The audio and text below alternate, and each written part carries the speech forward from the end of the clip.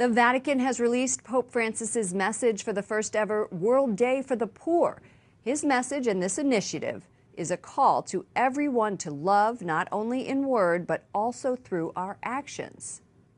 Vatican correspondent Mary Shovlin joins us from Rome. Mary, this World Day for the Poor was created by Pope Francis himself.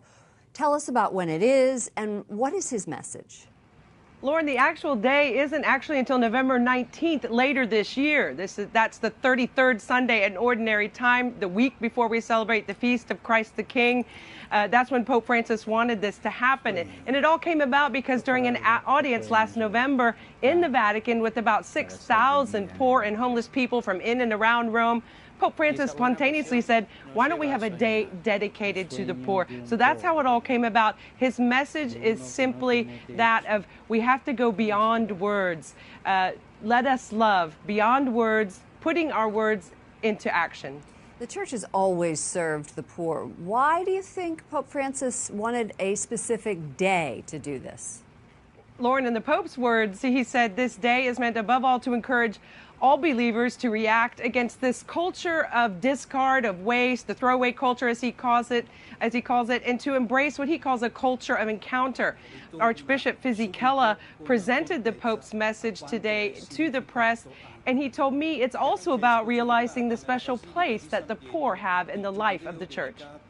Pope Francis invites us to say, please, for one day, think about that. The poor are protagonists in your life.